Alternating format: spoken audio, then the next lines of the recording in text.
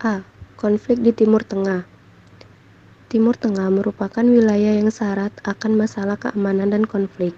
Masalah keamanan dan konflik yang terjadi di Timur Tengah bukan hanya dalam dimensi konflik internal negara, akan tetapi juga konflik antar negara, baik sesama negara-negara Arab ataupun keterlibatan negara-negara non-Arab. Konflik di Palestina dan Israel. Konflik Israel-Palestina merupakan konflik yang memakan waktu panjang setelah Perang Salib yang pernah terjadi antara dunia timur dan barat.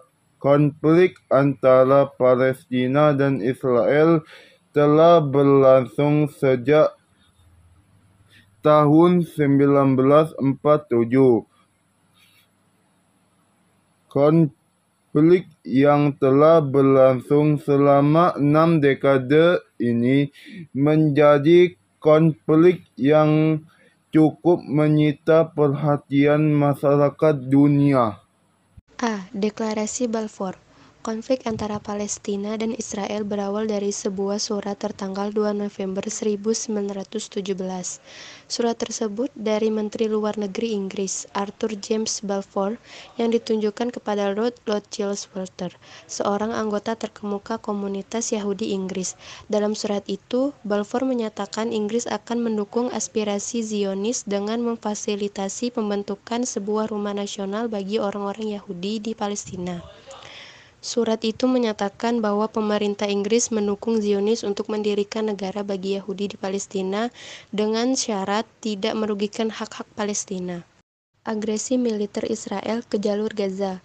Dalam upaya perdamaian konflik Israel-Palestina, PBB menjadi pusat mediator yang berusaha untuk memediasi kepentingan antara Palestina dan Israel. Selain itu, terdapat banyak resolusi yang dikeluarkan oleh PBB yang mempengaruhi konflik antara Israel-Palestina. Mediasi yang dilakukan oleh PBB adalah usaha diplomatik yang ditunjukkan untuk menyelesaikan konflik Israel-Palestina. Konflik Suriah. Syria atau Suriah merupakan salah satu negara yang terletak di Asia Barat. Negara ini mendapatkan kemerdekaan dari Prancis pada tanggal 28 September 1941. Suriah merupakan negara di bawah penguasaan tunggal dan diktator dari Partai Ba'ath sejak tahun 1970. Pada tahun 1970, Suriah dipimpin oleh Hafiz al-Assad dan kemudian pada tahun 2000 meninggal dunia dan digantikan oleh anaknya yang bernama Bashar al-Assad. Pemerintahan Bashar al-Assad merupakan pemerintahan yang diktator. Bashar al-Assad memberlakukan undang-undang darurat dengan cara menindas, menekan setiap bentuk perlawanan, setiap suara yang berbeda, aspirasi politik yang berseberangan dengan politik Bashar al-Assad. Konflik di Suriah bermula dari grafiti di dinding sekolah yang dibuat oleh anak-anak sekolah yang bertulisan Al-Hasab atau Yored atau Eskat el-Nizam atau rakyat ingin menyingkirkan rezim. Setelah menulis grafiti itu, 15 anak sekolah yang dianggap bertanggung jawab atas coretan itu ditangkap dan ditahan. Tidak hanya ditahan, mereka disiksa. Hal tersebut yang menimbulkan kemarahan keluarga anak-anak itu, keluarga besar mereka, dan bahkan suku mereka. 3. Revolusi Melati. Pada akhir 2010 sampai awal 2011, kawasan Timur Tengah kembali dilanda pergolakan politik yang dikenal sebagai Revolusi Melati atau Jasmine Revolution.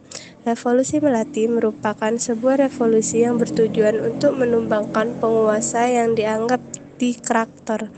Revolusi Melati yang berawal dari Tunisia ini diibaratkan sebagai efek domino yang mampu menjalar begitu cepat di kawasan Timur Tengah dan menyebabkan ketidakstabilan politik. A. Revolusi Melati di Tunisia.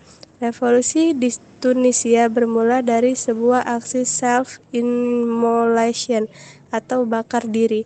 Seorang tukang sayur bernama Muhammad Bouazizi berumur 26 tahun. Bouazizi adalah seorang sarjana lulusan S1 yang melakukan bakar diri di kota Sidi Bouzid akibat tidak terima barang dagangannya disita oleh polisi.